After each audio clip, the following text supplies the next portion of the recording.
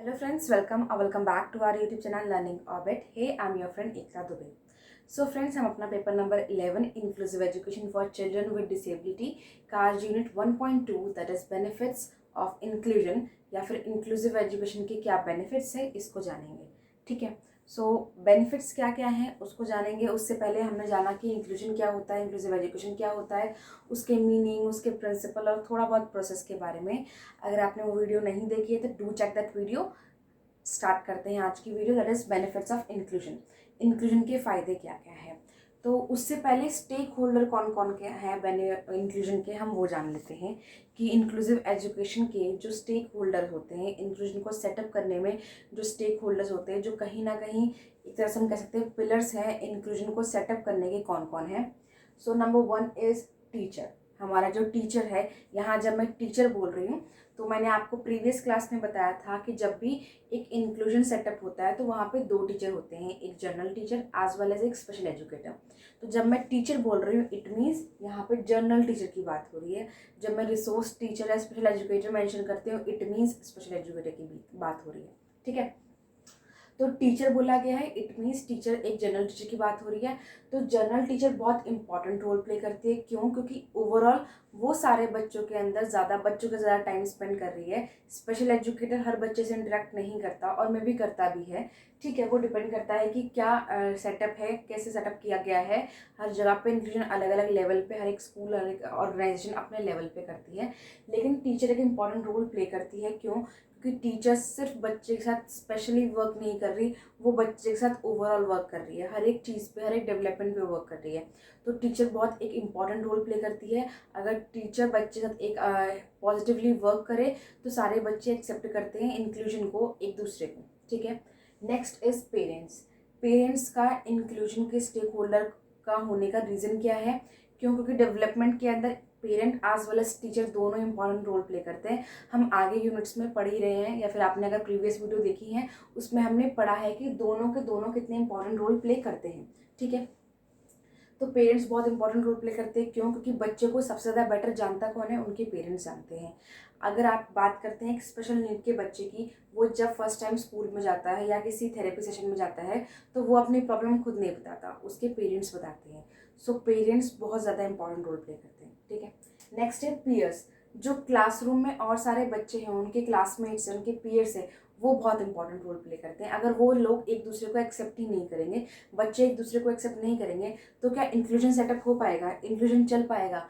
Inclusion क्या अच्छे से रन कर पाएगा? नहीं। तो सबसे इंपॉर्टेंट रोल प्ले करते हैं पीयर्स। क्यों? क्योंकि उनसे ही तो बन रहा है इंक्लूजन।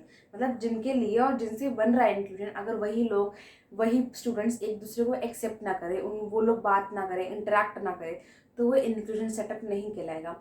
और उसके लिए हम क्या क्या कर सकते हैं वो हमने हमारे सिलेबस में आगे हैं, जो हम डिस्कस कर चुके हैं या करेंगे। ठीक है, नेक्स्ट इज कम्युनिटी। कम्युनिटी बहुत इंपॉर्टेंट रोल प्ले करती है। क्यों? क्योंकि बच्चा स्कूल में और घर में, ठीक है, बच्चा घर पे उसके पेरेंट्स उसको अच्छा बिल्कुल पॉजिटिव एनवायरनमेंट दे रहे हैं, एक्सेप्ट कर रहे हैं। बच्चा स्कूल आया, स्कूल में उसको सब कुछ मिल रहा है। लेकिन क्या बच्चे की लाइफ सिर्फ घर और स्कूल है? नहीं, बच्चे की लाइफ कम्युनिटी भी है। बच्चा पार्क में जाता है, बच्चा खेलने जाता है, और कुछ नहीं तो आफ्टर 12 तो बच्चा बाहर निकलेगा ही ना, तो वहाँ पे वो कहीं ना कहीं बाहर जाएगा। तो कम्युनिटी बहुत इंपॉर्टेंट रोल प्ले करती है। और इंक्लूजन सिर्फ स्कूल तक सीमित नहीं है, इंक्लूजन ओवरऑल मतलब पूरी कम्युनिटी तक जाता है। ठीक है, बहुत वास्ट टॉपिक है, बहुत ब्रॉड चीज़ है inclusion. Next is resource teacher. जो रिसोर्स टीचर है, मतलब हम स्पेशल एजुकेटर्स, वो बहुत इंपॉर्टेंट रोल प्ले करते हैं as a stakeholder of inclusion. क्यों? क्योंकि हम लोग बच्चों की आईपी बना रहे हैं, हम लोग बच्चे के लेसन प्लान देख रहे हैं, हम जिस बच्चे को दिक्कत है उसके ऊपर वर्क करते हैं। तो हम उन बच्चों पे जितना अच्छा वर्क कर सकते हैं, जितना अच्छे से, जितना पॉजिटिवली, जितना कहते हैं बिल्कुल लगन से काम करेंगे, उतना ही बच्चे में डेवलपमेंट दिखेगा। तो रिसोर्स टीचर बहुत इंपॉर्टेंट रोल प्ले करते हैं। Next is education authorities. Inclusion setup का जो आइडिया है वो कौन इम्प्लीमेंट कर सकता है? उसके लिए जितनी भी फैसिलिटीज़ हैं, जितने भी करिकुलम को फ्लेक्सिबल बनाना, टाइम एक्स्ट्रा देना, बच्चों को कहते हैं जो क्लासरूम में उनके फर्नीचर है वो फ्लेक्सिबल हो बच्चों के अकॉर्डिंगली, हर एक बच्चे की नीड के अकॉर्डिंग हो, बच्चे का जो सिलेबस है, बच्चे का जो करिकुलम है वो हर एक बच्चे की नीड के अकॉर्डिंग हो, वो कौन देखेगा? वो सारे टीचर्स नहीं कर सकते, उसके लिए एजुकेशन अथॉरिटीज़ हैं, वो करेंगी ये काम। स्कूल की मैनेजमेंट अथॉरिटीज़ है जो एजुकेशन अथॉरिटीज़ में आती हैं, वो लोग ये सारा काम करते हैं। ठीक है। तो ये थे कुछ हमारे स्टेक होल्डर इंक्लूजन के जो बहुत इंपॉर्टेंट रोल प्ले करते हैं इंक्लूजन को बेटर वे में कहते हैं रन करने में, अप्लाई करने में। आई होप मैंने क्लियर कर दिया हूँ। सो अब बढ़ते हैं बेनिफिट्स के ऊपर। अब जब हम इंक्लूसिव एजुकेशन की इतनी बात कर रहे हैं तो हमें ये भी जानना ज़रूरी है, हम इंक्लूसिव एजुकेशन बोल रहे हैं लेकिन इसके फ़ायदे क्या क्या हैं। तो डिस्कस करते हैं इसके benefits. Number 1 is differentiated instruction. इससे बच्चे को अलग अलग इंस्ट्रक्शन मिलता है। डिफरेंशिएटेड इंस्ट्रक्शंस क्या बोलता है? इट मीन्स बच्चे को सिर्फ एक तरह से मत पढ़ाइए, अलग अलग मेथड से पढ़ाइए। एंड बच्चे का जब आप रिस्पॉन्स ले रहे हैं, जब बच्चा आपको कोई चीज़ बता रहा है, अपना टॉपिक आपको समझा रहा है, तो वो भी अलग अलग तरह से डिफरेंशिएटेड वे से बता सके। ऐसे बच्चा जिस लेवल पे कंफर्टेबल है उस लेवल पे बोल सके। एज वेल एज टीचर बच्चे को हर एक अलग अलग मेथड से जब पढ़ाती है तो बच्चा ज़्यादा चीज़ों को समझ पाता है। मे बी कोई बच्चा लेक्चर मेथड से सिर्फ समझ सकता है, लेकिन दूसरे बच्चे को मॉडल जब तक ना दिखाया जाए, एग्जाम्पल्स ना दिया जाए, पीपीटी ना दिया जाए, उसको समझ में नहीं आएगा। और जब हम ये चीज़ें हर एक बच्चे पे अप्लाई कर रहे हैं, पूरा इंक्लूजन सेटअप है और हमने लेक्चर मेथड से थोड़ा सा आइडिया दिया, उसके बाद हमने उसको मॉडल से रिप्रेजेंट करा, डायग्राम से, चार्ट से, पीपीटी से, तो जिसको समझ में आया उसको ज़्यादा बेटर अंडरस्टैंडिंग होगी। जिसको नहीं समझ में आया था उसको डायग्राम से और एग्जाम्पल से ज़्यादा अच्छा समझ में आ गया और उसका कंसेप्ट क्लियर हो गया। तो जब हम डिफरेंशिएटेड इंस्ट्रक्शंस करते हैं तो ज़्यादा चीज़ें समझ में आती है बच्चों को। तो इंक्लूजन में हम पढ़ेंगे आगे कि डिफरेंशिएटेड इंस्ट्रक्शन क्या होता है। तो ये कहीं ना कहीं कितना बेनिफिशियल है उसका मैंने आपको एक हल्का सा हिंट दे दिया। Now next is supportive teaching strategies. Teaching strategies कैसी होती है? इसके ना सपोर्टिव होती है। इंक्लूसिव एजुकेशन में क्या है कि बच्चे के इर्द गिर्द सारी बात चल रही है, चाइल्ड सेंटर्ड एजुकेशन की बात हो रही है, तो जो बच्चे की टीचिंग स्ट्रैटेजीज हैं जो बच्चे पे अप्लाई हो रही है वो भी कैसी होंगी? सपोर्टिव होंगी। तो सपोर्टिव टीचिंग स्ट्रैटेजीज होगी तो बच्चा अपने आप में वैल्यूएबल फील करेगा और ये क्या है? एक बहुत बड़ा बेनिफिट है इंक्लूसिव एजुकेशन का। तो यहाँ पे टीचिंग स्ट्रैटेजीज कैसी होती है? बच्चे के नीड के अकॉर्डिंग है, सिर्फ एक टीचिंग मेथड से वर्क नहीं करना, अलग अलग स्ट्रैटेजीज से वर्क करना है।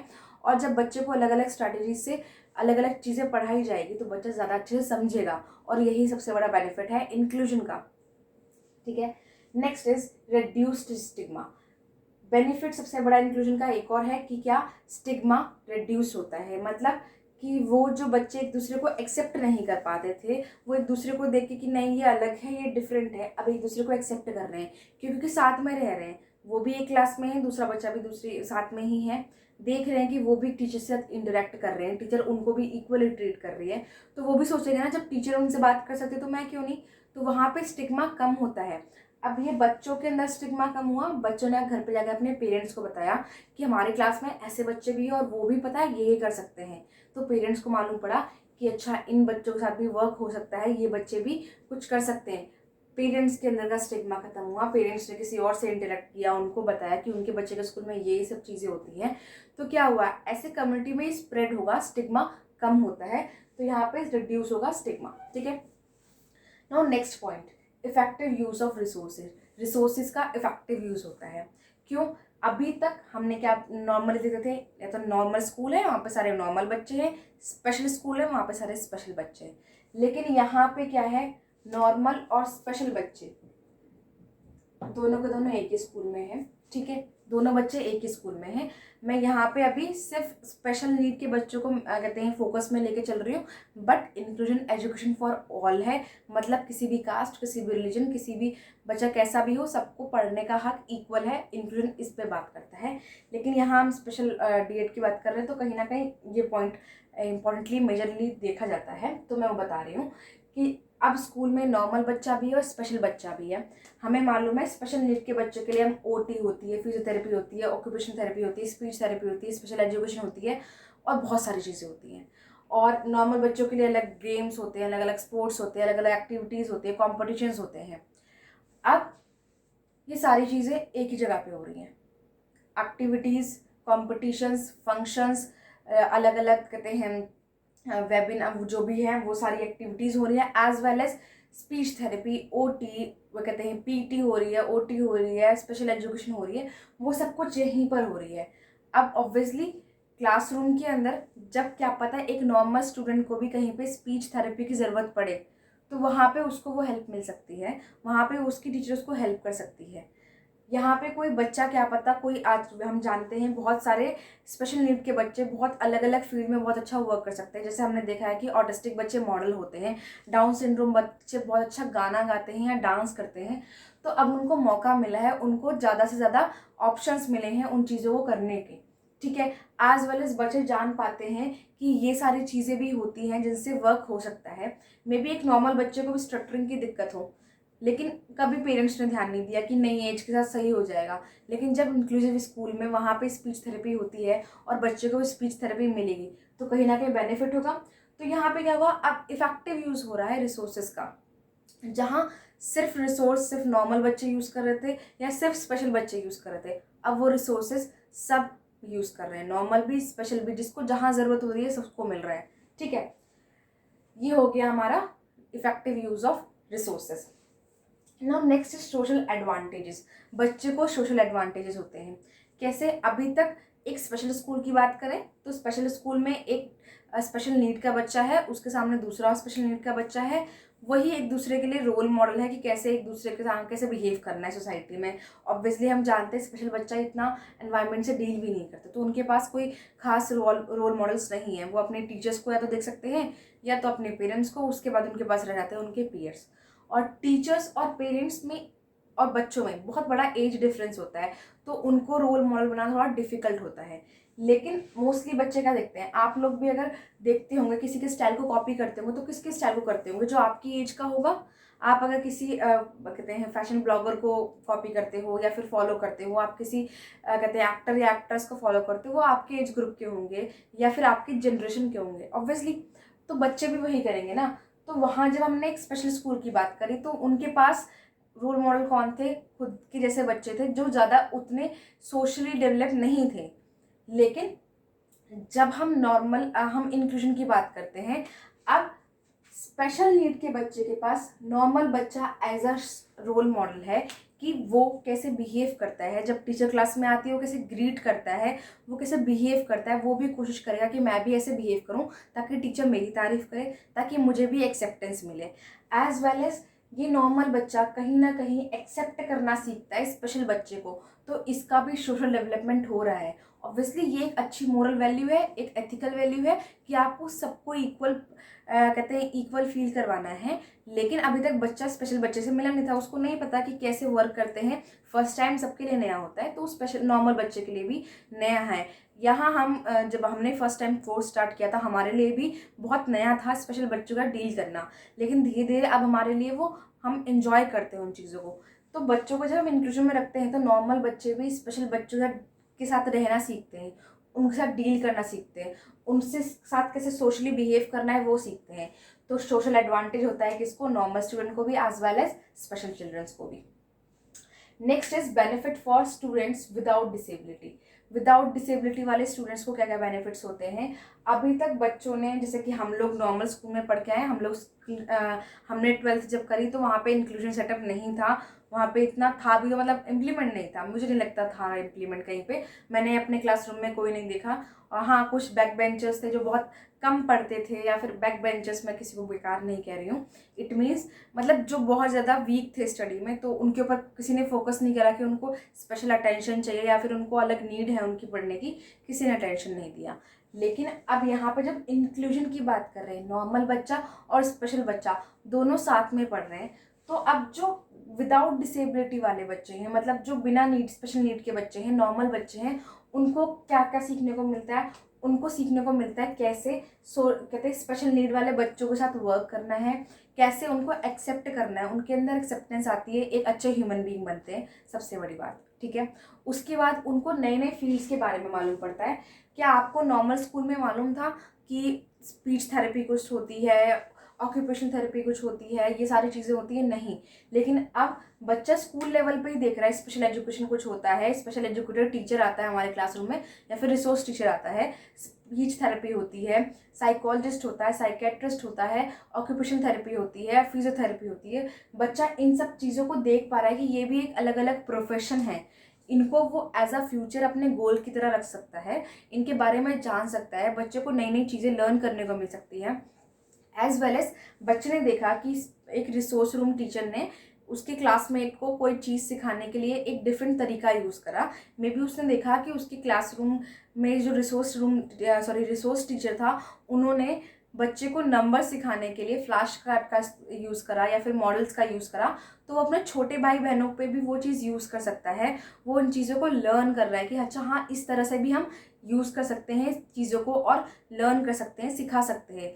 तो यहाँ बच्चों को क्या बेनिफिट्स हुआ, उनको नए नए चीज़ों के बारे में जानने को मिला, उनको नए नए पैटर्न्स के बारे में जानने को मिला, नए नए प्रोफेशन के बारे में जानने को मिला, जिनको वो एज अ फ्यूचर गोल भी सिलेक्ट कर सकते हैं। ठीक है, I think I clear my point. Next is appreciation of diversity. सबसे बड़ी बात यहाँ पे क्या हो रहा है, एप्रिसिएशन होती है डाइवर्सिटी की, वैल्यू किया जाता है डाइवर्सिटी को। इंक्लूजन क्या है, डाइवर्सिटी तो है, मतलब अलग अलग तरह के बच्चे एक ही जगह पढ़ रहे हैं। तो यहाँ पे क्या हो रहा है, appreciation of diversity, value to diversity, की डाइवर्सिटी इंपॉर्टेंट है, इंजॉय करा जा रहा है डाइवर्सिटी के, इंक्लूजन को इंजॉय किया जा रहा है। ठीक है, ये बेनिफिट है। Next is all children can learn. क्या बोलता है इंक्लूसिव एजुकेशन का एक बेनिफिट, कि भाई अब सारे बच्चे लर्न कर सकते हैं और एक दूसरे से लर्न कर सकते हैं, as well as inclusive setup से लर्न कर सकते हैं। बच्चे को एक नया सेटअप के बारे में मालूम पड़ा, जिसको हम इंक्लूसिव एजुकेशन कहते हैं। बच्चे को अलग अलग चीज़ों के बारे में मालूम पड़ा कि अलग अलग थेरेपीज होती है, अलग अलग सेशंस होते हैं, ओटी होता है, स्पीच थेरेपी होती है, फिर कहते हैं फिजियोथेरेपी होती है, साइकेट्रिस्ट, साइकोलॉजिस्ट। बच्चे को ये जानने को मिला, एज वेल एज हर एक बच्चे को मौका मिला, इक्वल अपॉर्चुनिटीज़ मिली लर्न करने की। किसमें, इंक्लूजन में, क्योंकि इंक्लूजन कहता है एजुकेशन फॉर ऑल। हर एक बच्चे को एजुकेशन का हक है, चाहे वो कैसा भी हो, कोई भी कास्ट का हो, रिलीजन का हो, धर्म का हो, कुछ भी हो, लड़का हो, लड़की हो, नॉर्मल हो, डिसेबल हो या फिर स्पेशल नीड का हो, हर एक को लर्न करने का, हर एक को सीखने का पूरा हक है। राइट टू एजुकेशन सबके लिए है। तो ये कुछ बेनिफिट्स थे स्पेशल एजुकेशन बोल रही हूँ, ये कुछ बेनिफिट्स थे इंक्लूसिव एजुकेशन के, इंक्लूजन के। ये कुछ बेसिक बेनिफिट्स हैं, इसके अंदर आप लोग और पॉइंट्स ऐड कर सकते हो। ऐसा कुछ नहीं है कि मैंने ये पॉइंट्स बोल दिए तो इसके अलावा सिलेबस में कुछ और है ही नहीं, इंक्लूजन के पॉइंट्स आप लोग और ऐड कर सकते हो। लेकिन ये कुछ बेसिक पॉइंट्स है जो मोस्टली चीज़ कवर कर रही है। आपको कुछ नए पॉइंट्स मिलते हैं तो late me know in the comment box, मैं अपने नोट्स में ऐड करूँगी, एज वेल एज आप लोग भी अपने नोट्स में ऐड करिए। थैंक यू, स्टे ट्यून, और मिलते हैं नेक्स्ट टॉपिक में विद नेक्स्ट वीडियो। स्टिल कोई डाउट हो तो please let me know in the comment box. Bye.